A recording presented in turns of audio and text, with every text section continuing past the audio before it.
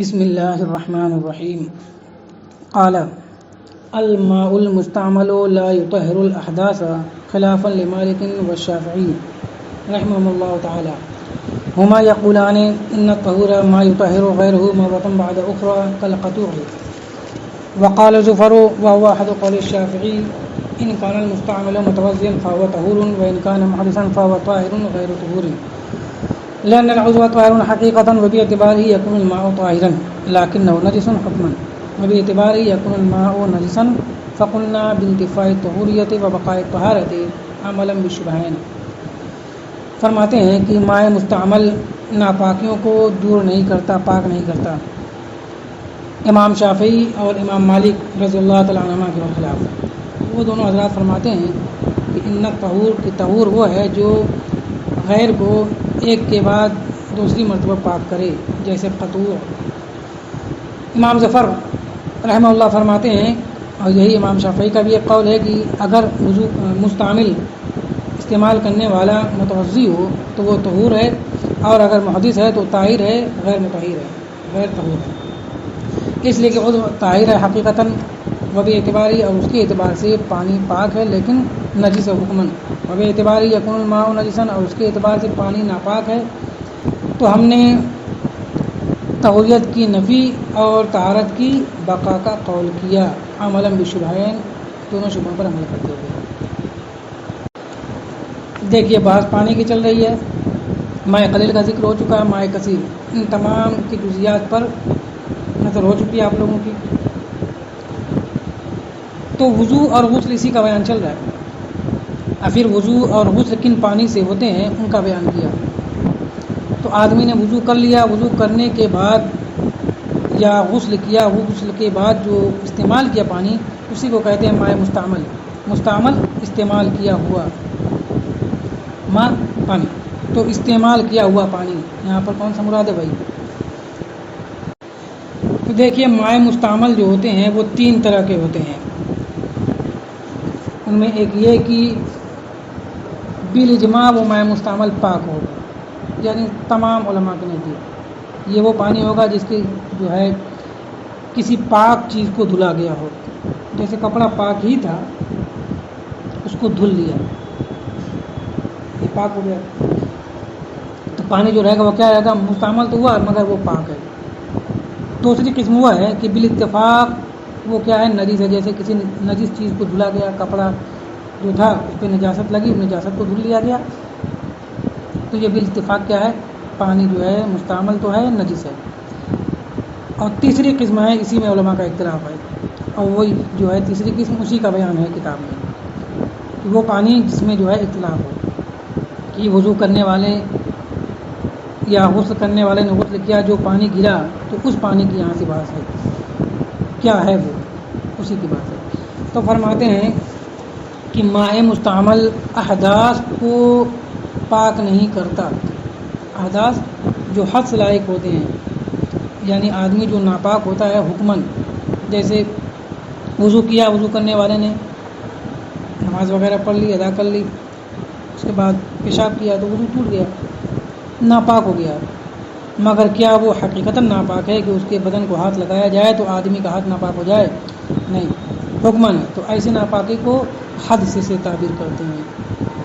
چلیے، تو کہتے ہیں کہ احداث کو پاک نہیں کرتا. احداث کی قید سے اس بات کی طرف اشارہ ہے کہ جو نجاست حقیقیہ ہو وہ پاک ہو جائے گی.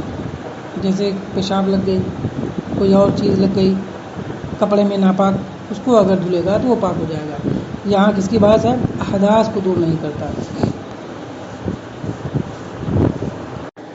اب اختلاف ائمہ ذکر کرتے ہیں.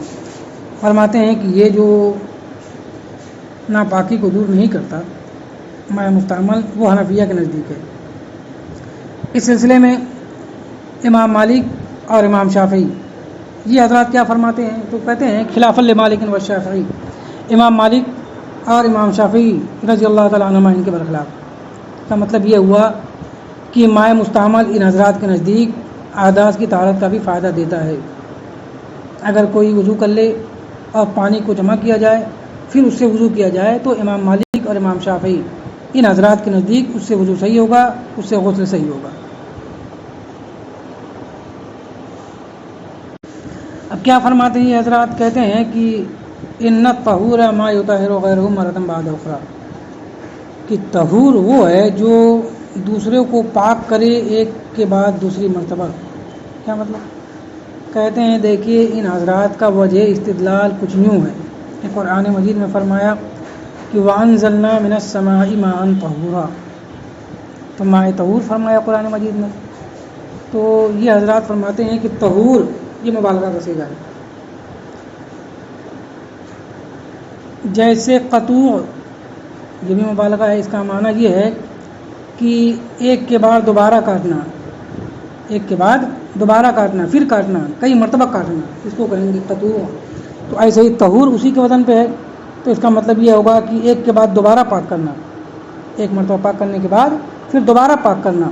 تو اس کا مطلب یہ ہوا کہ مائع مستعمل اگر کسی آدمی نے ایک مرتبہ استعمال کیا، پھر اگر کوئی اس سے پاکی حاصل کرے تو پاکی ہوگی، کیونکہ طہور اسی کو کہتے ہیں کہ جو ایک کے بعد دوبارہ بھی پاک کرے تو کم سے کم 2 بار تو کرے گا ہی وہ پاک۔ اس لیے کہتے ہیں کہ مائع مستعمل وہ ہے جو حدث کا، یعنی حدث کی جو ہوتی ہے اس کو طہارت کا فائدہ دیتا ہے۔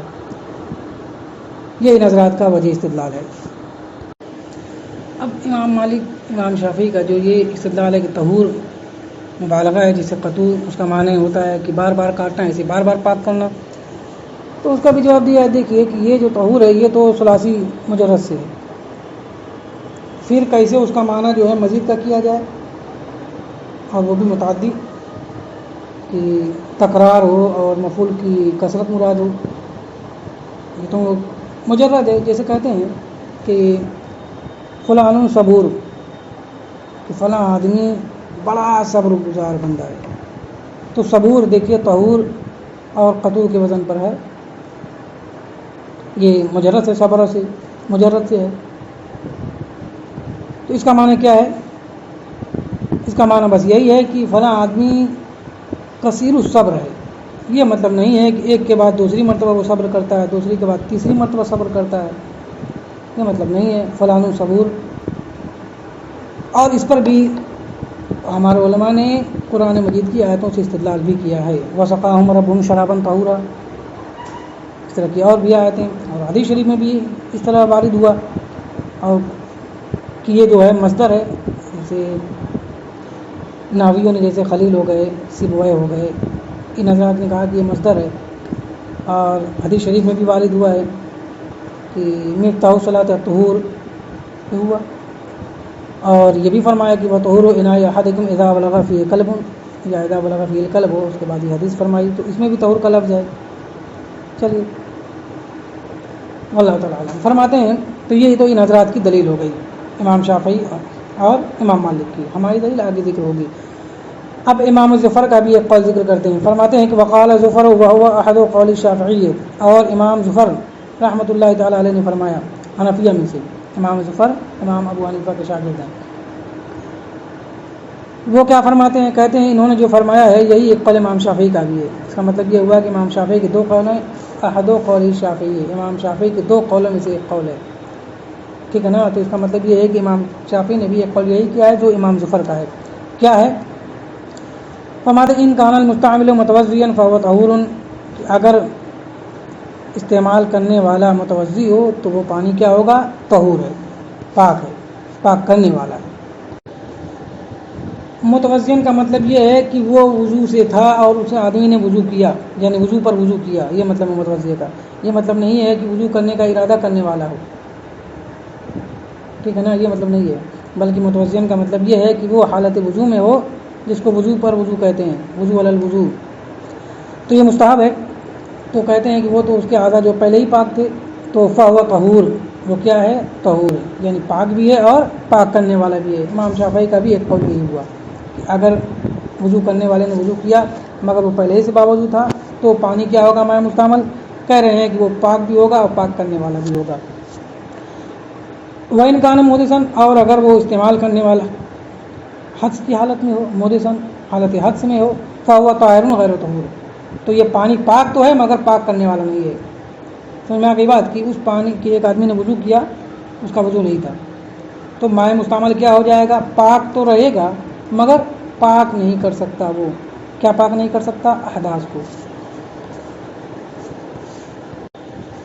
اب اس قول کی دلیل کہ اگر وضو کرنے والے نے وضو کیا اور پہلے سے وہ وضو پر تھا تو طاہر مطہر ہے، اور اگر حدث کی حالت میں تھا تو طاہر غیر مطہر ہے۔ دلیل لأن العضو طاہر حقیقتاً، اس لیے کہ جو اعضاء ہیں، جن اعضاء کو اس نے دھلا وہ تو حقیقت میں پاک ہی ہیں، کہ جب پہلے سے آدمی کا وضو ہے تو پاک ہے وہ اعضاء۔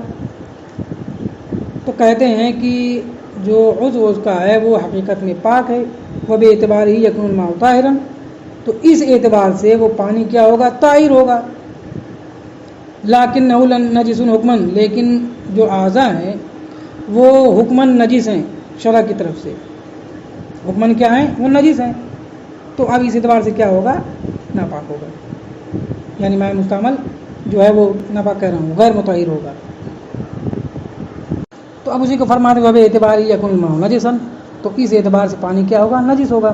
تو دو صورتیں ہو گئی کہ وضو کرنے والے نے وضو کیا اور پہلے سے اس کا وضو تھا، تو حقیقت میں تو اس کے اعضاء پاک ہیں مگر حکمن ناپاک ہیں، تو حقیقت کے اعتبار سے دیکھا جائے تو پانی پاک ہے، اور حکمن جو اعضاء اس کے ناپاک ہیں تو اس اعتبار سے پانی ناپاک ہے۔ تو فرماتے ہیں کہ جب اس میں دونوں اعتبار ہو گئے، حقیقت کے اعتبار سے پاک اور حکمن کے اعتبار سے کیا ہو جائے گا؟ تو ناپاک ہیں، تو دونوں اعتبار ہو گئے۔ دونوں اعتبار کو ہم نے لیتے ہوئے یہ کہا کیا؟ بانتفاء طہوریت، کہ طہوریت منتفی ہے اور طہارت باقی ہے، عملاً بالشبہین، دونوں شبہوں پر عمل کرتے ہوئے۔ اب وہ دونوں شبہ ہیں کیا؟ طہارت کا شبہ اور نجاست کا شبہ۔